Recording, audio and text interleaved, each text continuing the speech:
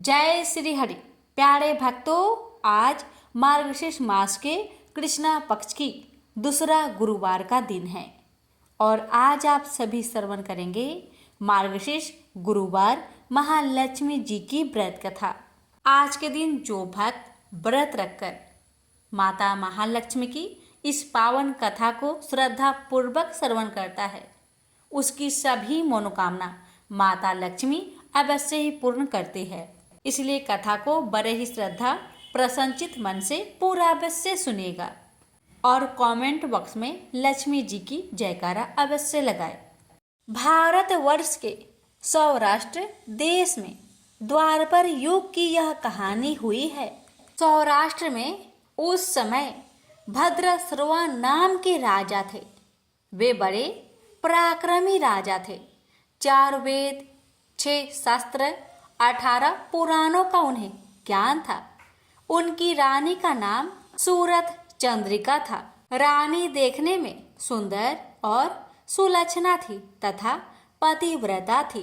उन दोनों को 7 पुत्र तथा उनके बाद एक कन्या का वरदान मिला था। कन्या का नाम श्याम बाला था। एक बार महालक्ष्मी जी के मन में आया कि जाकर उस राजा के राज प्रसाद में रहे।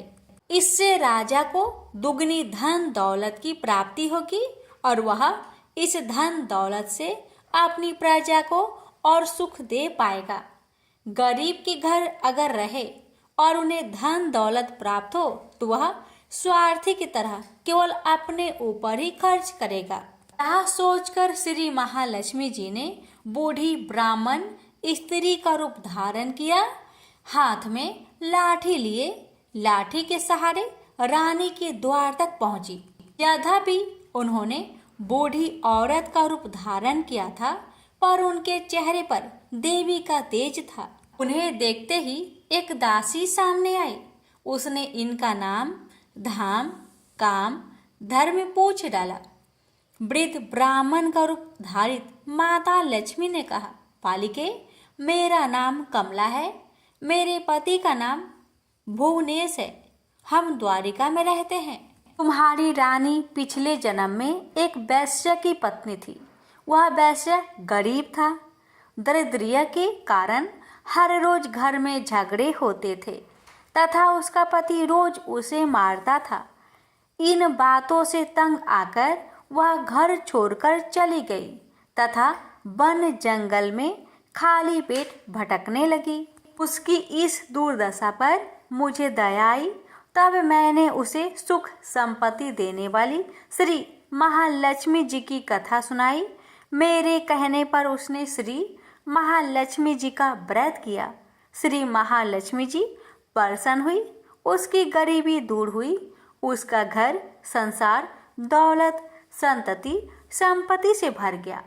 बाद में पति पत्नी दोनों परलोक सिधारे। लक्ष्मी व्रत करने के कारण वे लक्ष्मी लोक में रहे। उन्होंने जितने साल महालक्ष्मी जी का व्रत किया उतने हजारों साल उन्हें सुख भोग मिला। इस जन्म में उनका जन्म राजघराने में हुआ है, परंतु वह श्री महालक्ष्मी जी का व्रत करना भूल गई है। उसे यह याद दिलाने मैं यहाँ आई हूँ।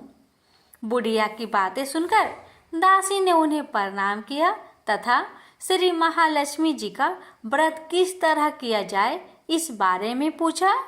बुढ़िया रूप धारण किए हुए श्री महालक्ष्मी माता ने दासी को पूजा की विधि तथा महिमा बताई। इसके बाद वह दासी माता को प्रणाम कर रानी को बताने अंदर चली गई। राज वैभव में रहते हुए रानी को अपने ऐश्वर्य का बहुत घमंड हुआ था। संपत्ति तथा अधिकार के वजह से वह उन्मत्त हो गई थी। दासी द्वारा बताई गई बुढ़िया की बातें सुनकर वह आग बबूला हो गई और राजद्वार पर आकर बुढ़िया रूपी श्री महालक्ष्मी पर बरस पड़ी। उसे यह मालूम नहीं था कि श्री महालक्ष्मी माता बुढ़िया का रूप धारण किए द्वार तक आई हैं, परंतु रानी का इस कदर रुख बर्ताव तथा अपना अनादर देखकर माता ने वहां ठहरना ठीक ना समझा। वे वहां से चल पड़ी। राह में उन्हें राजकुमारी श्यामबाला मिली। उन्होंने श्यामबाला को सारी बात बताई। श्यामबाला ने अपनी ओर से श्री महालक्ष्मी माता से क्षमा मांगी। माता को उस पर दया आई। उन्होंने श्यामबाला को श्री महालक्ष्मी व्रत के बारे में बताया। उस दिन अगहन यानी मार्गशीर्ष माह का पहला गुरुवार था। श्यामबाला ने परम श्रद्धा से श्री महालक्ष्मी जी का व्रत रखा। फलस्वरूप राजा सिद्धेश्वर के सुपुत्र मालाधर से उसका विवाह हुआ। वह धन दौलत ऐश्वर्य वैभव से माला माल हो गई। पति के साथ ससुराल में आनंद से दिन बिताने लगी। इधर श्री महालक्ष्मी का रानी पर प्रकोप हुआ। फलस्वरूप राजा भद्रसर्वा का राज्य एवं राज कारोबार नष्ट हो गया, यहाँ तक कि खाने की लाले पड़ गए। ऐसी हालात में एक दिन रानी ने राजा से निवेदन किया, हमारा दामाद इतना बड़ा राजा है, धनवान है, ऐश्वर्यशाली है, क्यों ना उसके पास जाए, अपना हाल उसे बताए, वह जरूर हमारी मदद करेगा। इस बात पर राजा भद्रसर्वा दामाद के पास रवाना हुए। राज्य में पहुंचकर एक तालाब के किनारे थोड़ी देर विश्राम लेने के लिए ठहरे। तालाब से पानी पीने आते जाते दासियों ने उन्हें देखा। उन्होंने विनम्रता से उनकी पूछताछ की। जब उन्हें यह मालूम हुआ कि वे रानी श्यामबाला के पिता है, तो दौड़ते हुए जाकर उन्होंने रानी को सारी बात बताई। रानी ने दासी के हाथ राज परिधान भेजकर बड़े ठाट से उनका स्वागत किया तथा आदर सत्कार किया, खान पान करवाया। जब वे लौटने लगे तो सोने की मोहरों से भरा घड़ा दिया। राजा भद्रसर्वा जब वापस लौटे तो उन्हें देखकर रानी सूरत चंद्रिका खुश हुई। उन्होंने सोने की मोहर से भरे घड़े का मुख खोला, पर हाय भगवान, घड़े में धन के बदले कोयले मिले। ये सब श्री महालक्ष्मी जी के प्रकोप से हुआ। इस प्रकार दुर्दशा में और कई दिन बीत गए। इस बार रानी स्वयं अपनी कन्या के पास गई। वह दिन अगहन माह का अंतिम गुरुवार था। श्यामबाला ने श्री महालक्ष्मी का व्रत किया, पूजा की, अपनी माता से भी व्रत करवाया। इसके बाद रानी अपने घर आई। श्री महालक्ष्मी का व्रत रखने पर उसे फिर से अपना राजपाट, धन दौलत, ऐश्वर्य प्राप्त हुआ। वह फिर से सुख शांति आनंदमय जीवन बिताने लगी। कुछ दिनों बाद राजकन्या श्यामबाला अपने पिता के घर आई। उसे अपने घर देखकर सूरत चंद्रिका को पुरानी बातें याद आई। यही कि श्यामबाला ने अपने पिता को घड़ा भर कोयला दिया था और उसने तो कुछ भी नहीं दिया था।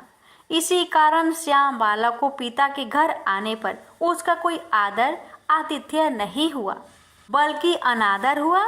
पर उसने इस बात का बुरा नहीं माना। अपने घर लौटते समय उसने पिता के घर से थोड़ा नमक ले लिया। अपने घर लौटने पर उसके पति ने पूछा, अपने मायके से क्या लाई हो? इस पर उसने जवाब दिया, वहाँ का सार लाई हूँ।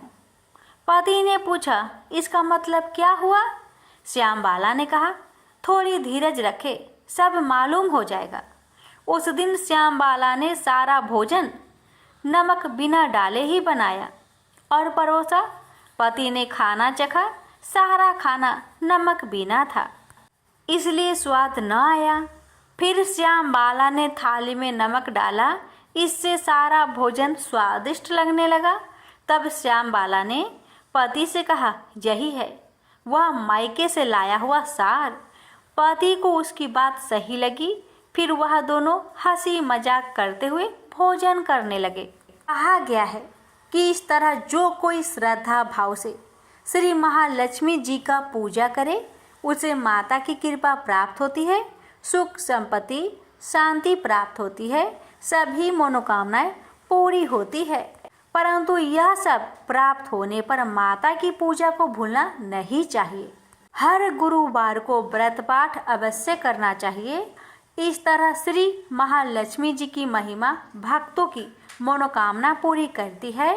प्रेम से बोलिए लक्ष्मी माता जी की जय। हे माँ, आपकी कथा कहने वाले पर, सुनने वाले पर, हुकार भरने वालों पर अपनी कृपा सदा सर्वदा बनाए रखना, घर में सुख शांति बनाए रखना, भक्तों की हर मनोकामना को पूर्ण करना। बोलिए महालक्ष्मी माता जी की जय। एक गांव में माँ बेटी रहती थी। एक दिन वह अपनी माँ से कहने लगी कि गांव के सब लोग गणेश मेला देखने जा रहे हैं, मैं भी मेला देखने जाऊंगी। माँ ने कहा कि वहाँ बहुत भीड़ होगी, कहीं गिर जाओगी तो चोट लगेगी। लड़की ने माँ की बात न सुनी और मेला देखने चल पड़ी। माँ ने जाने से पहले बेटी को 2 लड्डू दिए और 1 घंटी में पानी दिया। माँ ने कहा कि 1 लड्डू तो गणेश जी को खिला देना और थोड़ा पानी पिला देना, दूसरा लड्डू तुम खा लेना और बचा पानी भी पी लेना। लड़की मेले में चली गई। मेला खत्म होने पर सभी गांव वाले वापस आ गए, लेकिन लड़की नहीं आई। लड़की मेले में गणेश जी के पास बैठ गई और कहने लगी कि 1 लड्डू और पानी गणेश जी तुम्हारे लिए और 1 लड्डू और बाकी बचा पानी मेरे लिए। इस तरह कहते कहते सारी रात बीत गई। गणेश जी ये देखकर सोचने लगे कि अगर मैंने 1 लड्डू और पानी नहीं पिया तो यह अपने घर नहीं जाएगी।